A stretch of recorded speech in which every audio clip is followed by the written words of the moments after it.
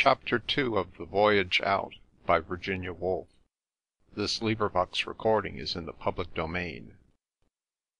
Uncomfortable as the night with its rocking movement and salt smells may have been, and in one case undoubtedly was, for Mr. Pepper had insufficient clothes upon his bed, the breakfast next morning wore a kind of beauty. The voyage had begun, and had begun happily with a soft blue sky and a calm sea. The sense of untapped resources, things to say as yet unsaid, made the hour significant, so that in future years the entire journey perhaps would be represented by this one scene, with the sound of sirens hooting in the river the night before somehow mixing in. The table was cheerful with apples and bread and eggs. Helen handed Willoughby the butter, and as she did so cast her eye on him and reflected, "And she married you, and she was happy, I suppose." She went off on a familiar train of thought, leading on to all kinds of well-known reflections, from the old wonder why Teresa had married Willoughby. "Of course one sees all that," she thought, meaning that one sees that he is big and burly, and has a great booming voice, and a fist, and a will of his own, but— here she slipped into a fine analysis of him, which is best represented by one word, sentimental, by which she meant that he was never simple and honest about his feelings. For example, he seldom spoke of the dead, but kept anniversaries with singular pomp. She suspected him of nameless atrocities with regard to his daughter, as indeed she had always suspected him of bullying his wife. Naturally she fell to comparing her own fortunes with the fortunes of her friend, for Willoughby's wife had been perhaps the one woman Helen called friend, and this comparison often made the staple of their talk. Ridley was a scholar, and Willoughby was a man of business. Ridley was bringing out the third volume of Pindar when Willoughby was launching his first ship. They built a new factory the very year the commentary on Aristotle, was it, appeared at the University Press, and Rachel, she looked at her, meaning, no doubt, to decide the argument, which was otherwise too evenly balanced, by declaring that Rachel was not comparable to her own children. She really might be 6 years old, was all she said, however, this judgment referring to the smooth, unmarked outline of the girl's face, and not condemning her otherwise, for if Rachel were ever to think, feel, laugh, or express herself, instead of dropping milk from a height as though to see what kind of drops it made, she might be interesting, though never exactly pretty. She was like her mother, as the image in a pool on a still summer's day is like the vivid flushed face that hangs over it. Meanwhile Helen herself was under examination, though not from either of her victims. Mr. Pepper considered her, and his meditations, carried on while he cut his toast into bars and neatly buttered them, took him through a considerable stretch of autobiography. One of his penetrating glances assured him that he was right last night in judging that Helen was beautiful. Blandly he passed her the jam.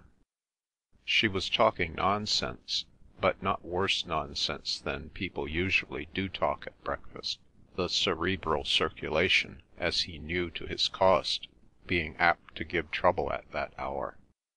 He went on saying no to her on principle, for he never yielded to a woman on account of her sex, and here, dropping his eyes to his plate, he became autobiographical.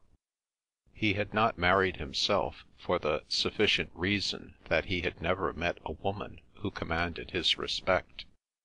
Condemned to pass the susceptible years of youth in a railway station in Bombay, he had seen only coloured women, military women, official women, and his ideal was a woman who could read Greek, if not Persian, was irrevocably fair in the face, and able to understand the small things he let fall while undressing. As it was, he had contracted habits of which he was not in the least ashamed. Certain odd minutes every day went to learning things by heart. He never took a ticket without noting the number. He devoted January to Petronius, February to Catullus, March to the Etruscan vases, perhaps. Anyhow, he had done good work in India, and there was nothing to regret in his life except the fundamental defects which no wise man regrets when the present is still his. So concluding, he looked up suddenly and smiled.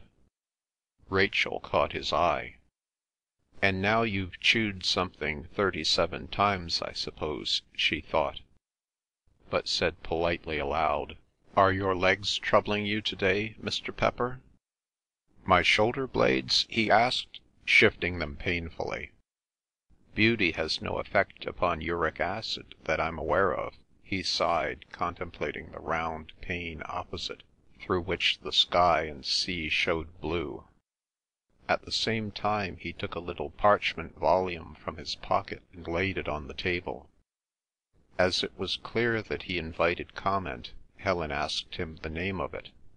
She got the name, but she got also a disquisition upon the proper method of making roads. Beginning with the Greeks, who had, he said, many difficulties to contend with, he continued with the Romans, passed to England and the right method, which speedily became the wrong method, and wound up with such a fury of denunciation directed against the road-makers of the present day in general, and the road-makers of Richmond Park in particular, where Mr. Pepper had the habit of cycling every morning before breakfast, that the spoons fairly jingled against the coffee cups, and the insides of at least 4 rolls mounted in a heap beside Mr. Pepper's plate. "Pebbles," he concluded, viciously dropping another bread pellet upon the heap. "The roads of England are mended with pebbles. With the first heavy rainfall, I've told 'em your road will be a swamp. Again and again my words have proved true, but d'you suppose they listen to me when I tell 'em so? When I point out the consequences to the public purse, when I recommend 'em to read Coryphaeus? No, Mrs. Ambrose, you will form no just opinion of the stupidity of mankind until you have sat upon a borough council." The little man fixed her with a glance of ferocious energy. "I have had servants," said Mrs. Ambrose, concentrating her gaze. "At this moment I have a nurse. She's a good woman as they go, but she's determined to make my children pray. So far, owing to great care on my part, they think of God as a kind of walrus. But now that my back's turned, Ridley," she demanded, swinging round upon her husband, "what shall we do if we find them saying the Lord's Prayer when we get home again?" Ridley made the sound which is represented by "tush," but Willoughby, whose discomfort as he listened was manifested by a slight movement rocking of his body, said awkwardly, "Oh, surely, Helen, a little religion hurts nobody." "I would rather my children told lies," she replied, and while Willoughby was reflecting that his sister-in-law was even more eccentric than he remembered, pushed her chair back and swept upstairs. In a second they heard her calling back, "Oh, look, we're out at sea." They followed her on to the deck. All the smoke and the houses had disappeared, and the ship was out in a wide space of sea, very fresh and clear, though pale in the early light. They had left London sitting on its mud. A very thin line of shadow tapered on the horizon, scarcely thick enough to stand the burden of Paris, which nevertheless rested upon it. They were free of roads, free of mankind, and the same exhilaration at their freedom ran through them all. The ship was making her way steadily through small waves which slapped her and then fizzled like effervescing water, leaving a little border of bubbles and foam on either side. The colourless October sky above was thinly clouded as if by the trail of wood-fire smoke, and the air was wonderfully salt and brisk. Indeed, it was too cold to stand still. Mrs. Ambrose drew her arm within her husband's, and as they moved off it could be seen from the way in which her sloping cheek turned up to his that she had something private to communicate. They went a few paces, and Rachel saw them kiss. Down she looked into the depth of the sea. While it was slightly disturbed on the surface by the passage of the Euphrosyne, beneath it was green and dim, and it grew dimmer and dimmer until the sand at the bottom was only a pale blur. One could scarcely see the black ribs of wrecked ships, or the spiral towers made by the burrowings of great eels, or the smooth green-sided monsters who came by flickering this way and that. "And Rachel, if any one wants me, I'm busy till 1," said her father, enforcing his words as he often did when he spoke to his daughter, by a smart blow upon the shoulder. "Until 1," he repeated. "And you'll find yourself some employment, eh? Scales, French, a little German, eh? There's Mr. Pepper who knows more about separable verbs than any man in Europe, eh?" And he went off laughing. Rachel laughed too, as indeed she had laughed ever since she could remember, without thinking it funny, but because she admired her father. But just as she was turning with a view perhaps to finding some employment, she was intercepted by a woman who was so broad and so thick that to be intercepted by her was inevitable. The discreet tentative way in which she moved, together with her sober black dress, showed that she belonged to the lower orders. Nevertheless, she took up a rock-like position, looking about her to see that no gentry were near before she delivered her message, which had reference to the state of the sheets, and was of the utmost gravity. "However we're to get through this voyage, Miss Rachel, I really can't tell," she began with a shake of her head. "There's only just sheets enough to go round, and the Masters has a rotten place you could put your fingers through. And the counterpanes! Did you notice the counterpanes? I thought to myself a poor person would have been ashamed of them. The one I gave Mr. Pepper was hardly fit to cover a dog. No, Miss Rachel, they could not be mended. They're only fit for dust sheets. Why, if one sewed one's finger to the bone, one would have one's work undone the next time they went to the laundry." Her voice in its indignation wavered as if tears were near. There was nothing for it but to descend and inspect a large pile of linen heaped upon a table. Mrs. Chailey handled the sheets as if she knew each by name, character, and constitution. Some had yellow stains, others had places where the threads made long ladders, but to the ordinary eye they looked much as sheets usually do look, very chill, white, cold, and irreproachably clean. Suddenly Mrs. Chailey, turning from the subject of sheets, dismissing them entirely, clenched her fists on the top of them, and proclaimed, "And you couldn't ask a living creature to sit where I sit."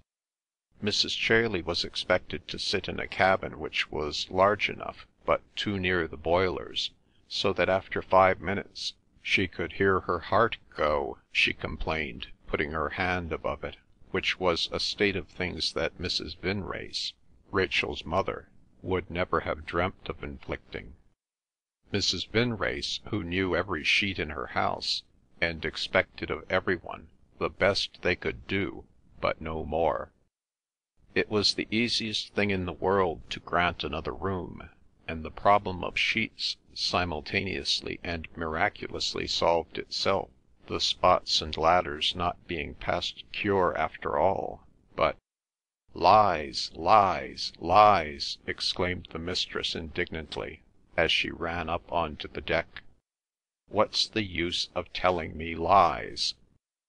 In her anger that a woman of 50 should behave like a child and come cringing to a girl because she wanted to sit where she had not leave to sit, she did not think of the particular case, and, unpacking her music, soon forgot all about the old woman and her sheets. Mrs. Chailey folded her sheets, but her expression testified to flatness within. The world no longer cared about her, and a ship was not a home. When the lamps were lit yesterday, and the sailors went tumbling above her head, she had cried. She would cry this evening. She would cry tomorrow. It was not home. Meanwhile she arranged her ornaments in the room which she had won too easily. They were strange ornaments to bring on a sea voyage: china pugs, tea-sets in miniature, cups stamped floridly with the arms of the city of Bristol, hairpin boxes crusted with shamrock, antelopes' heads in coloured plaster, together with a multitude of tiny photographs representing downright workmen in their Sunday best, and women holding white babies. But there was one portrait in a gilt frame, for which a nail was needed, and before she sought it, Mrs. Chailey put on her spectacles and read what was written on a slip of paper at the back. This picture of her mistress is given to Emma Chailey by Willoughby Vinrace in gratitude for 30 years of devoted service. Tears obliterated the words and the head of the nail.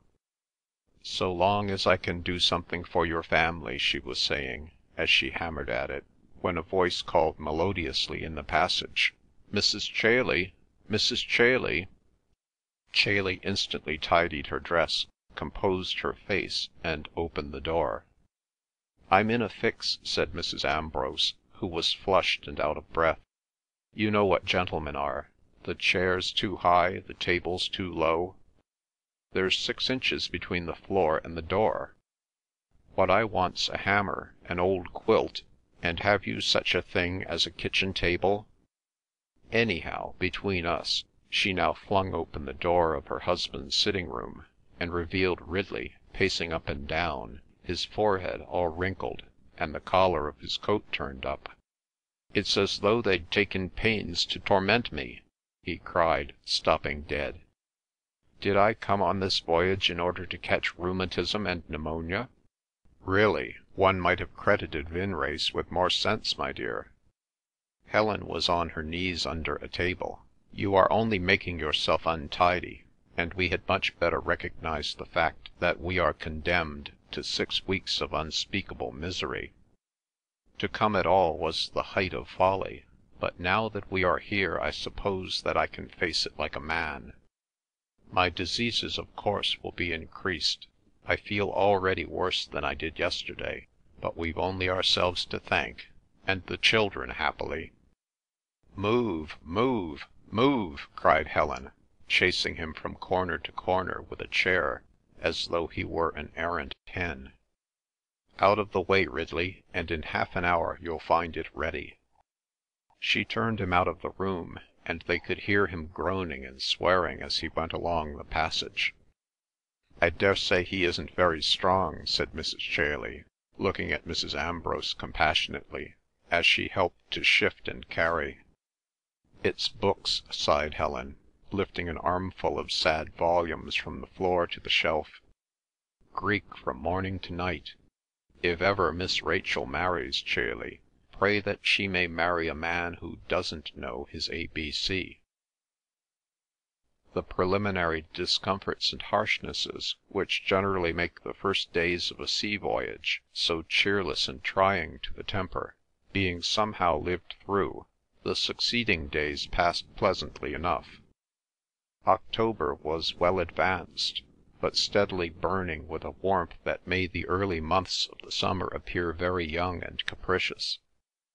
Great tracts of the earth lay now beneath the autumn sun, and the whole of England, from the bald moors to the Cornish rocks, was lit up from dawn to sunset, and showed in stretches of yellow, green, and purple. Under that illumination even the roofs of the great towns glittered. In thousands of small gardens millions of dark red flowers were blooming, until the old ladies who had tended them so carefully came down the paths with their scissors, snipped through their juicy stalks, and laid them upon cold stone ledges in the village church. Innumerable parties of picnickers, coming home at sunset, cried, "Was there ever such a day as this?" "It's you," the young men whispered. "Oh, it's you," the young women replied. All old people and many sick people were drawn, were it only for a foot or two, into the open air, and prognosticated pleasant things about the course of the world. As for the confidences and expressions of love that were heard not only in cornfields, but in lamp-lit rooms, where the windows opened on the garden, and men with cigars kissed women with grey hairs, they were not to be counted. Some said that the sky was an emblem of the life to come. Long-tailed birds clattered and screamed and crossed from wood to wood, with golden eyes in their plumage. But while all this went on by land, very few people thought about the sea. They took it for granted that the sea was calm, and there was no need, as there is in many houses when the creeper taps on the bedroom windows, for the couples to murmur before they kiss, "Think of the ships tonight," or "Thank heavens I'm not the man in the lighthouse." For all they imagined, the ships, when they vanished on the skyline, dissolved like snow in water. The grown-up view, indeed, was not much clearer than the view of the little creatures in bathing drawers who were trotting into the foam all along the coasts of England, and scooping up buckets full of water. They saw white sails or tufts of smoke pass across the horizon, and if you had said that these were waterspouts, or the petals of white sea-flowers, they would have agreed. The people in ships, however, took an equally singular view of England. Not only did it appear to them to be an island, and a very small island, but it was a shrinking island in which people were imprisoned. One figured them first swarming about like aimless ants, and almost pressing each other over the edge, and then, as the ship withdrew, one figured them making a vain clamour, which, being unheard, either ceased or rose into a brawl. Finally, when the ship was out of sight of land, it became plain that the people of England were completely mute. The disease attacked other parts of the earth. Europe shrank, Asia shrank, Africa and America shrank, until it seemed doubtful whether the ship would ever run against any of those wrinkled little rocks again. But on the other hand, an immense dignity had descended upon her. She was an inhabitant of the great world, which has so few inhabitants, travelling all day across an empty universe, with veils drawn before her and behind. She was more lonely than the caravan crossing the desert. She was infinitely more mysterious, moving by her own power and sustained by her own resources. The sea might give her death or some unexampled joy, and none would know of it. She was a bride going forth to her husband, a virgin unknown of men. In her vigour and purity she might be likened to all beautiful things, for as a ship she had a life of her own. Indeed, if they had not been blessed in their weather, one blue day being bowled up after another, smooth, round, and flawless, Mrs. Ambrose would have found it very dull. As it was, she had her embroidery frame set up on deck, with a little table by her side on which lay open a black volume of philosophy. She chose a thread from the vari-coloured tangle that lay in her lap, and sewed red into the bark of a tree, or yellow into the river torrent. She was working at a great design of a tropical river running through a tropical forest, where spotted deer would eventually browse upon masses of fruit. bananas, oranges, and giant pomegranates, while a troop of naked natives whirled darts into the air.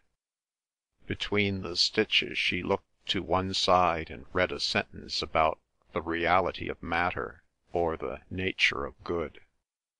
Round her, men in blue jerseys knelt and scrubbed the boards, or leant over the rails and whistled, and not far off Mr. Pepper sat cutting up roots with a penknife. The rest were occupied in other parts of the ship. Ridley at his Greek. He had never found quarters more to his liking. Willoughby at his documents, for he used a voyage to work off arrears of business, and Rachel— Helen, between her sentences of philosophy, wondered sometimes what Rachel did do with herself. She meant vaguely to go and see. They had scarcely spoken 2 words to each other since that first evening. They were polite when they met, but there had been no confidence of any kind. Rachel seemed to get on very well with her father, much better, Helen thought, than she ought to, and was as ready to let Helen alone as Helen was to let her alone. At that moment Rachel was sitting in her room doing absolutely nothing. When the ship was full, this apartment bore some magnificent title, and was the resort of elderly seasick ladies who left the deck to their youngsters. By virtue of the piano and a mess of books on the floor, Rachel considered it her room, and there she would sit for hours playing very difficult music, reading a little German or a little English when the mood took her, and doing, as at this moment, absolutely nothing. The way she had been educated, joined to a fine natural indolence, was of course partly the reason of it, for she had been educated as the majority of well-to-do girls in the last part of the 19th century were educated.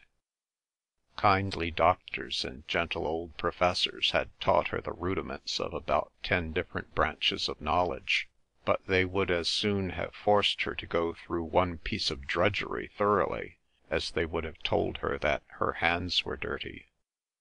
The 1 hour or the 2 hours weekly passed very pleasantly, partly owing to the other pupils, partly to the fact that the window looked upon the back of a shop, where figures appeared against the red windows in winter, partly to the accidents that are bound to happen when more than 2 people are in the same room together. But there was no subject in the world which she knew accurately. Her mind was in the state of an intelligent man's in the beginning of the reign of Queen Elizabeth. She would believe practically anything she was told, invent reasons for anything she said. The shape of the earth, the history of the world, how trains worked, or money was invested, what laws were in force, which people wanted what, and why they wanted it, the most elementary idea of a system in modern life. None of this had been imparted to her by any of her professors or mistresses. But this system of education had one great advantage. It did not teach anything, but it put no obstacle in the way of any real talent that the pupil might chance to have. Rachel, being musical, was allowed to learn nothing but music. She became a fanatic about music. All the energies that might have gone into languages, science, or literature, that might have made her friends or shown her the world, poured straight into music. Finding her teachers inadequate, she had practically taught herself. At the age of 24, she knew as much about music as most people do when they are 30, and could play as well as nature allowed her to, which, as became daily more obvious, was a really generous allowance.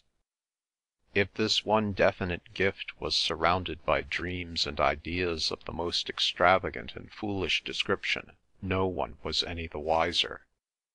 Her education being thus ordinary, her circumstances were no more out of the common. She was an only child and had never been bullied and laughed at by brothers and sisters. Her mother having died when she was 11, Two aunts, the sisters of her father, brought her up, and they lived for the sake of the air in a comfortable house in Richmond. She was of course brought up with excessive care, which as a child was for her health, as a girl and a young woman was for what it seems almost crude to call her morals. Until quite lately she had been completely ignorant that for women such things existed. She groped for knowledge in old books, and found it in repulsive chunks, but she did not naturally care for books, and thus never troubled her head about the censorship which was exercised first by her aunts, later by her father. Friends might have told her things, but she had few of her own age, Richmond being an awkward place to reach. And as it happened, the only girl she knew well was a religious zealot, who in the fervour of intimacy talked about God, and the best ways of taking up one's cross, a topic only fitfully interesting to one whose mind reached other stages at other times. But lying in her chair, with one hand behind her head, the other grasping the knob on the arm, she was clearly following her thoughts intently. Her education left her abundant time for thinking. Her eyes were fixed so steadily upon a ball on the rail of the ship that she would have been startled and annoyed if anything had chanced to obscure it for a second. She had begun her meditations with a shout of laughter caused by the following translation from Tristan.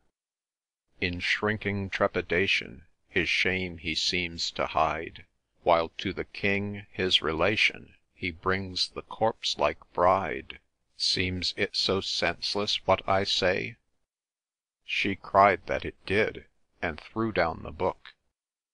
Next she had picked up Cooper's Letters, the classic prescribed by her father, which had bored her, so that one sentence chancing to say something about the smell of broom in his garden, she had thereupon seen the little hall at Richmond laden with flowers on the day of her mother's funeral, smelling so strong that now any flower scent brought back the sickly horrible sensation. And so from one scene she passed, half hearing, half seeing, to another. She saw her Aunt Lucy arranging flowers in the drawing-room. "Aunt Lucy," she volunteered, "I don't like the smell of broom. It reminds me of funerals." "Nonsense, Rachel," Aunt Lucy replied. "Don't say such foolish things, dear. I always think it a particularly cheerful plant." Lying in the hot sun, her mind was fixed upon the characters of her aunts, their views, and the way they lived. Indeed, this was a subject that lasted her hundreds of morning walks round Richmond Park, and blotted out the trees and the people and the deer. Why did they do the things they did, and what did they feel, and what was it all about? Again she heard Aunt Lucy talking to Aunt Eleanor. She had been that morning to take up the character of a servant, and of course at 10:30 in the morning one expects to find the housemaid brushing the stairs. How odd, how unspeakably odd! But she could not explain to herself why suddenly as her aunt spoke the whole system in which they lived had appeared before her eyes as something quite unfamiliar and inexplicable, and themselves as chairs or umbrellas dropped about here and there without any reason. She could only say with her slight stammer, "Are you fond of Aunt Eleanor, Aunt Lucy?" To which her aunt replied, with her nervous hen-like twitter of a laugh, "My dear child, what questions you do ask!" "How fond? Very fond?" Rachel pursued. "I can't say I've ever thought how," said Miss Vinrace. "If one cares one doesn't think how, Rachel," which was aimed at the niece who had never yet come to her aunts as cordially as they wished. "But you know I care for you, don't you, dear? Because you're your mother's daughter, if for no other reason, and there are plenty of other reasons." And she leant over and kissed her with some emotion, and the argument was spilt irretrievably about the place like a bucket of milk. By these means Rachel reached that stage in thinking, if thinking it can be called, when the eyes are intent upon a ball or a knob, and the lips cease to move. Her efforts to come to an understanding had only hurt her aunt's feelings, and the conclusion must be that it is better not to try. To feel anything strongly was to create an abyss between oneself and others who feel strongly perhaps, but differently. It was far better to play the piano and forget all the rest. The conclusion was very welcome. Let these odd men and women, her aunts, the Hunts, Ridley, Helen, Mr. Pepper and the rest, be symbols, featureless but dignified, symbols of age, of youth, of motherhood, of learning, and beautiful often as people upon the stage are beautiful. It appeared that nobody ever said a thing they meant, or ever talked of a feeling they felt, but that was what music was for. Reality dwelling in what one saw and felt, but did not talk about, one could accept a system in which things went round and round, quite satisfactorily to other people, without often troubling to think about it, except as something superficially strange. Absorbed by her music, she accepted her lot very complacently, blazing into indignation perhaps once a fortnight, and subsiding as she subsided now. Inextricably mixed in dreamy confusion, her mind seemed to enter into communion, to be delightfully expanded and combined with the spirit of the whitish boards on deck, with the spirit of the sea, with the spirit of Beethoven, Opus 112, even with the spirit of poor William Cooper there at Olney. Like a ball of thistledown it kissed the sea, rose, kissed it again, and thus rising and kissing, passed finally out of sight. The rising and falling of the ball of thistledown was represented by the sudden droop forward of her own head, and when it passed out of sight, she was asleep. 10 minutes later Mrs. Ambrose opened the door and looked at her. It did not surprise her to find that this was the way in which Rachel passed her mornings. She glanced round the room at the piano, at the books, at the general mess. In the first place, she considered Rachel aesthetically.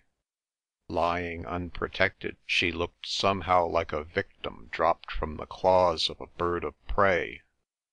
But considered as a woman, a young woman of 24, the sight gave rise to reflections. Mrs. Ambrose stood thinking for at least 2 minutes. She then smiled, turned noiselessly away, and went, lest the sleeper should waken, and there should be the awkwardness of speech between them. End of chapter 2.